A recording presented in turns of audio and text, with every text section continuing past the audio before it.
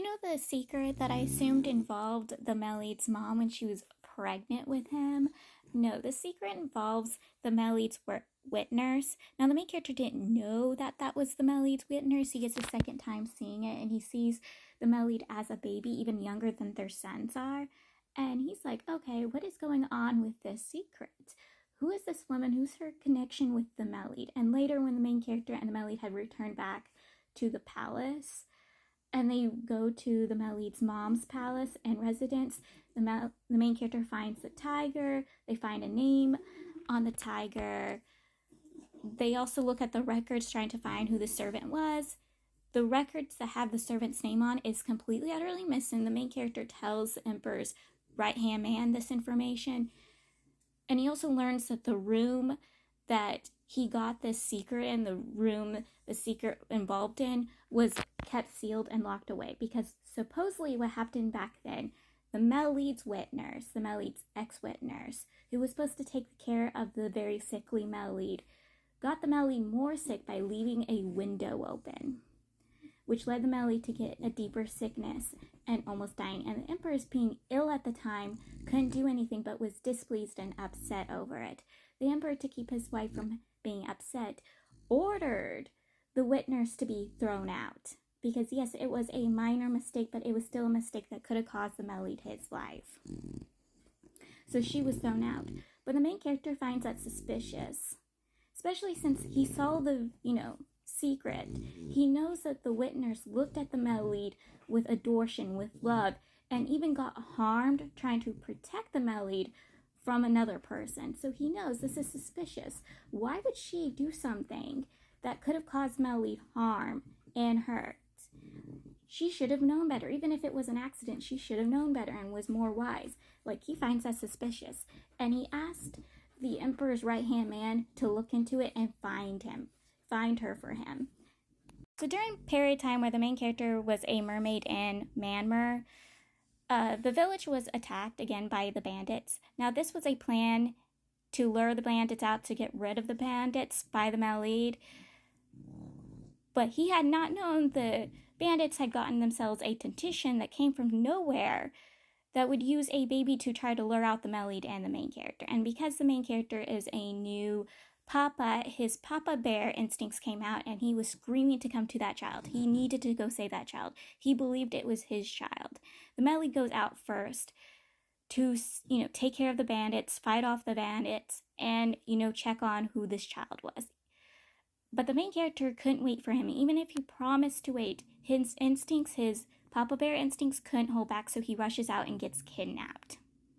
Now, the bandits don't know who they captured, and the main character has to use his abilities turning from merman to mammer to fish to try to save himself from the bandits. Now, the Melid does save the main character. He goes on a full-on bloody rampage to save the main character. And once he saves the main character, he leaves whatever living bandits to his guards to capture or kill. Yeah. He's unable to capture the technician, but this technician's capture makes the main character and Melid realize that maybe the second prince wasn't the person who attempted to poison the main character when the main character was a fish. That the second prince might have been framed, and that the sixth prince was the person who framed the second prince for the poisoning. Yeah. They put things together because the technician has the same bite mark as the person who got bitten by the cousin's dog. A lot of confusing, but yes, all of this goes down. The main character apologizes for breaking his promise to the Melid for staying put, and the Melid lies to him, stating that he had the same reasonings, that he was concerned and worried for their child. They do save the child that was captured by the bandits. It wasn't their child. The bandits pretended that it was the main character and Melid's child. But yes, they do save that child. But in the truth, the Melid was more concerned and worried for the main character, and that's why he went on a bloody rampage when he found out his wife was captured.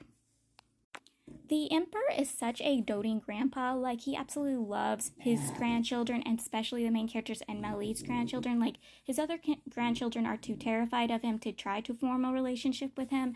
But the main character's children are not. They absolutely adore their grandfather. They wrote letters to him when they were still on the western border. When they arrive, they call him grandpa instead of the title that he's supposed to be called. Because one, they're too young to actually call him by his title. And he loves it. Like, he thrives off of it. He obviously has a favorite. It's the oldest one, or the one we believe is to be the oldest one. He dotes on that child more. This child is very much smarter than his siblings. Like, two of his siblings are naturally way smarter for a child, but he is way smarter than those two children. Like, it is obvious his grandfather has a favorite, which does make the main character is concerned, but like all his children, there's somebody who adores and has a favorite. Like, the male lead favors the slower one, and then the two middle one are favored by the male lead's grandfather. So yeah, each his children have somebody who favors them over the others. But yes, the emperor overhears the main character giving a lesson to the children after they were fighting over a tiger and destroy the stuffed tiger.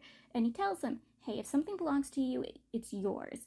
You have all rights to it. No one else should have it. But if something doesn't belong to you, you shouldn't fight for it because it will never stay in your hands. And the emperor was impressed by this lesson. So he gifted the main character rewards and gifted his grandchildren rewards. But this grandfather is a doter. Like, these children literally breathe and he rewards them gifts. Full on rewards them gifts.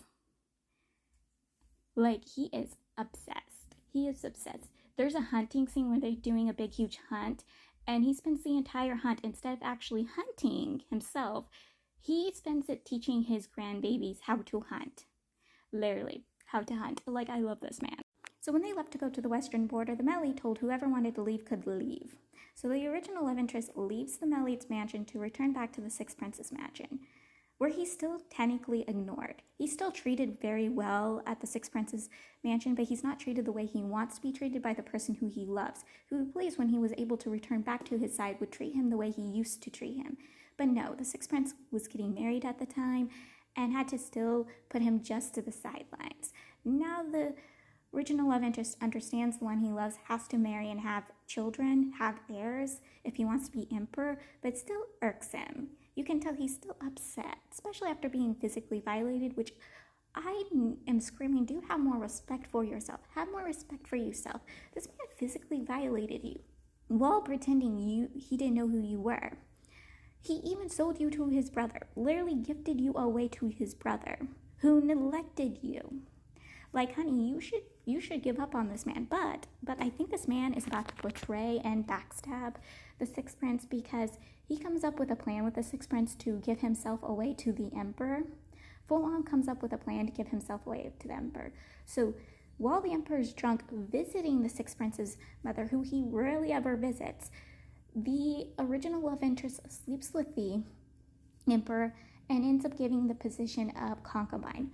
And the Emperor does think this is a little weird and strange that both times he gone to this area, he's been, he slept with someone, has to give them the position of concubine.